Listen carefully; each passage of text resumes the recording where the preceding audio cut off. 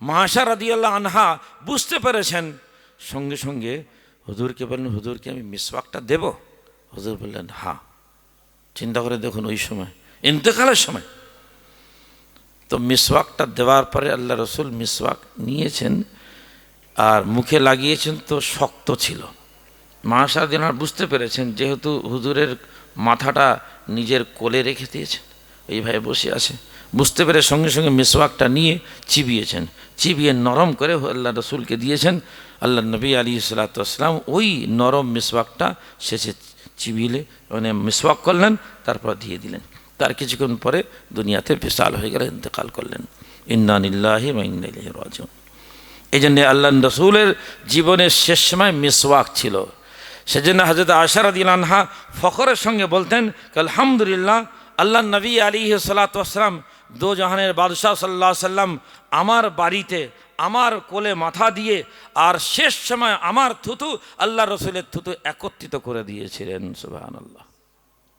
এই মিসওয়াকের মাধ্যমে মোল্লা আলী কারি রহমতুল্লাহ আলী, যিনি হাদিস শাস্ত্রের মহাপণ্ডিত মানুষ, মিশকাত শরীফের কিতাব এই হাদিসের ব্যাখ্যা লিখেছেন কয়েকটা খণ্ডের মধ্যে আরবি ভাষায়।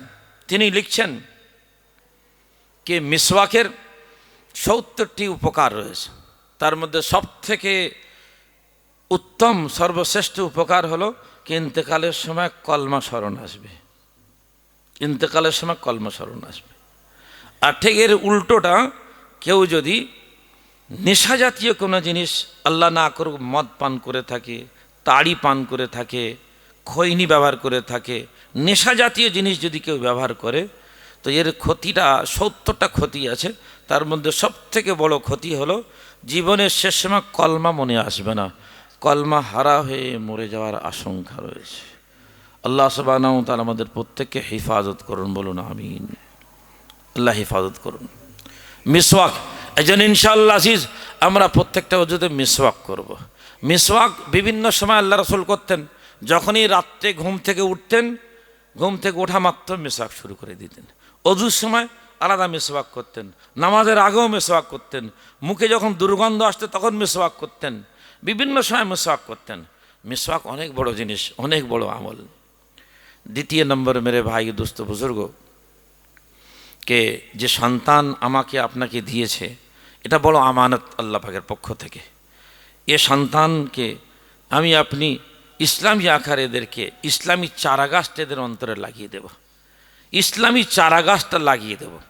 জমিনে যদি আপনি একটা বৃক্ষ লাগিয়ে দেন, তো ওই চারাগাছটা যখন বড় হয়ে যাবে, যখন গাছে পরিণত হবে, পানি না দিলেও গাছ কিন্তু আর মরবে না, পানি না দিলেও গাছ কিন্তু মরবে না।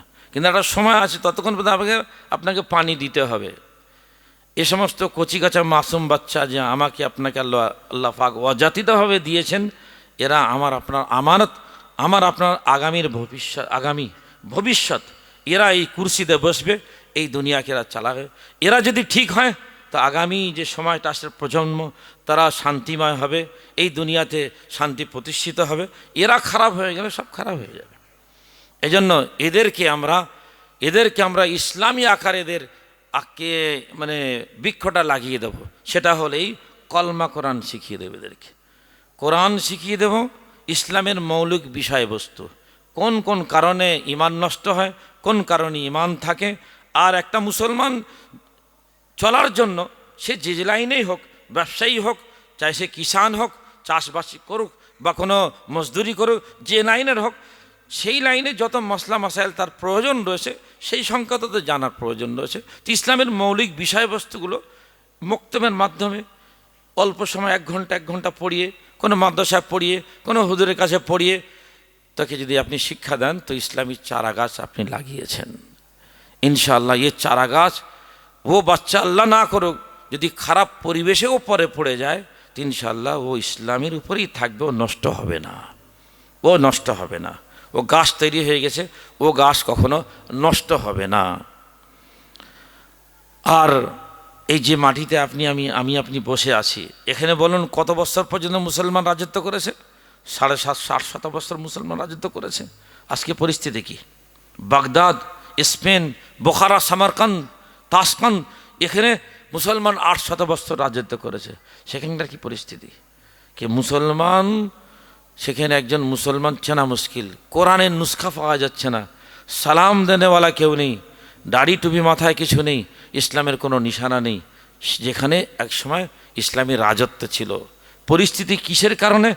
মেরে ভাই ও দোস্ত বুজুর্গ, একমাত্র মানুষ ইমান থেকে এবং আমল থেকে দূরে চলে গিয়েছে, ইমান আমল থেকে দূরে চলে গিয়েছে, গন্দেগি গোনা খারাপ জিনিস সেগুলো গ্রাস করেছে, এমন জায়গা পৌঁছে গিয়েছে আজকে সেখানে মুসলমান চেনা মুশকিল রয়েছে, চেনা মুশকিল রয়েছে মেরে ভাই দোস্ত বুজুর্গ।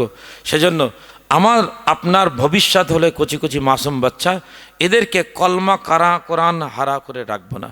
প্রত্যেকেই নিয়ত করবো কি আমার সংসার মধ্যে এক একটা বাচ্চা প্রত্যেকেই যেন বিশেষ করে ইসলামের মৌলিক, যদি আলিম না হয়, হাফিজে কোরআন না হয়, কমপক্ষে সে কলমা কোরআন জানবে, আমার আপনার জানাজারা পড়িয়ে দেবে, আমার আপনার আখেরাতের তোষা হবে, এতটা শিক্ষা আপনি দিয়ে দেন।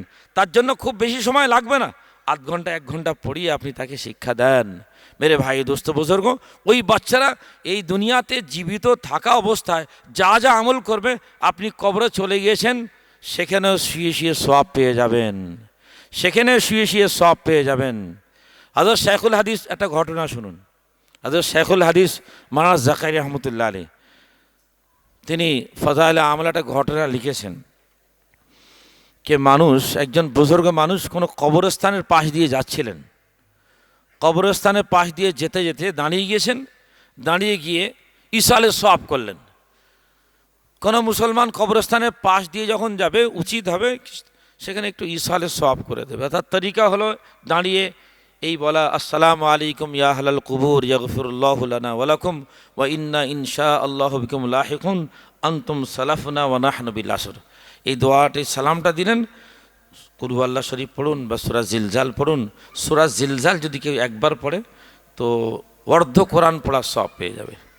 সূরা কাফিরুন এটা যদি কেউ একবার পড়ে তো 4 ভাগে 1 ভাগ কোরআন পড়লে যতটা সওয়াব পেয়ে যাবে। আর সূরা ইখলাস যদি একবার পড়ে তাহলে 3 ভাগের 1 ভাগ সওয়াব পেয়ে যাচ্ছে। হ্যাঁ, 3 বার কোরআন পড়ছেন, 3 বার কুল আল্লাহ পড়ে, 3 বার 1 বার সওয়াব পেয়ে যাচ্ছেন। এই তিনটে সূরাতে গোটা কোরআন পড়ার সওয়াব পেয়ে গেলেন। তো আপনি যাই হোক কিছু পড়লেন, পড়ে আপনি বক্সে দিলেন। তো একজন বুজুর্গ মানুষ কবরের পাশ দিয়ে যেতে যেতে দেখলেন কি একটা কবরস্থান, বহু মানুষ এখানে শুয়ে আছে, ওখানে কিছু কলমা কোরআন পড়ে আর বললেন, আল্লাহ এর সওয়াব এই কবরস্থানে যারা যারা আছে এই মুর্দাদের পৌঁছে দাও। আল্লাহর কি শান। এইভাবে দোয়া করে বাড়ি চলে গিয়েছে, রাত হয়ে গিয়েছে, ঈশার নামাজ পড়ে শুয়ে পড়েছে।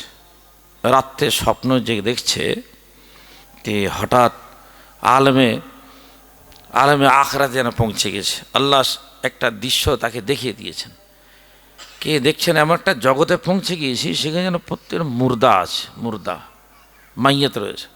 হঠাৎ দেখছে কে উপর থেকে একটা বস্তা, নেকির বস্তা পড়েছে, আর সেখানে চতুর্দিকে অসংখ্য মুর্দা ছিল, মাইয়াত ছিল, যে যার জায়গায় ছিল সব দৌড়ে দৌড়ে সেখানে চলে গেছে, চতুর্দিকে ঘিরে বসে আছে। যে ব্যক্তি স্বপ্ন দেখছে সে দেখছে কি একটা মানুষ পিছনে দূরে বসে আছে, সমস্ত মুর্দা সেই সব আর নেকির যে বস্তাটা পড়েছে তার আশেপাশে সব বসে গিয়েছে, ওখানে দাঁড়িয়ে রয়েছে। আর একজন ব্যক্তি অনেক দূরে আছে, সে কিন্তু যাচ্ছে না। এই ব্যক্তির ওকে জিজ্ঞাসা করছে, ভাই এখানে কি হয়েছে, এতগুলো মুর্দা এখানে জড়ো হয়েছে? তো ওই ব্যক্তিরা বলছে কি ভাই এখানে তো মানুষের কোনো আর নেকি নেই, কোনো আমল এরা করতে পারছে না, তো এদের আত্মীয় স্বজন দুনিয়াতে কোনো নেকি, কোনো সওয়াব, কোনো ইসালে সওয়াব করে দিচ্ছে, সেই নেকিগুলো এরা পাচ্ছে। তো যার যার নেকি প্রয়োজন রয়েছে তারা এখানে চলে যাচ্ছে আর ওখানে নেকি বন্টন হচ্ছে, নেকি বন্টন হচ্ছে। এইভাবে যে যার নেকি চলে যাচ্ছে, নিয়ে চলে যাচ্ছে।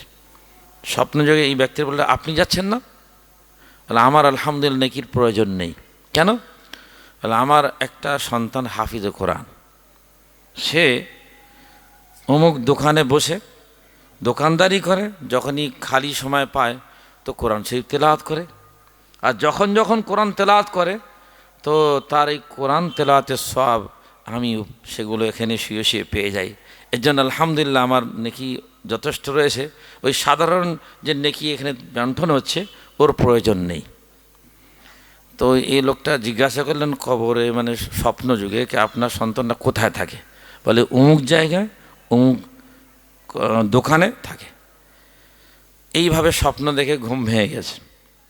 ঘুম ভেঙে যাওয়ার পরে অবাক হয়ে গেল কি দিনের বেলা তালাশ করে আর সেই জায়গায় গিয়েছে, সত্যিই দেখছে কি একজন সেই দোকানদার একটা বাচ্চা সেখানে কোনো গ্রাহক আসছে তো মালপত্র দিচ্ছে, খালি সময় তো কোরআন তেলাওয়াত করছে। আল্লাহু আকবার। এইভাবে চলতে চলতে একটু সময় বেশ আরও কিছুদিন পার হওয়ার পরে আবার একটা কবরস্থানের পাশ দিয়ে যাচ্ছিল। ভাবলো যখন এখান থেকে যাচ্ছি কিছু আজকেও কিছু পড়ে দিই। তো ওখানে দাঁড়িয়ে আবার কিছু কোরআন শরীফের তেলাওয়াত কলমা কোরআন পড়ে আর বলেন আল্লাহ এর সওয়াব এই মুর্দাবাসী সবাইকে দিয়ে দাও। এবার এইভাবে দেওয়ার পরে সেদিন চলে গেল। রাত্রে হয়েছে, আল্লাহর কি শান, রাত্রে আবার স্বপ্ন দেখেছে।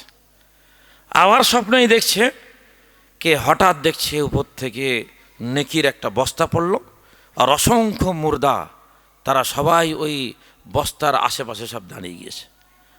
আর এবারেও দেখছে কে গতবারে যে ব্যক্তিরা দূরে বসেছিল তাকে দেখছে সেও ওখানে চলে গেছে, ওই নেকি নেওয়ার জন্য চলে গেছে। এ স্বপ্নে জিজ্ঞাসা করছে ভাই এখানে কি হচ্ছে? বলে এখানে নেকি বন্টন হচ্ছে। গতবারে তো আপনাকে দেখলাম ওখানে যাননি আর আজকে আপনি ওখানে যাচ্ছেন।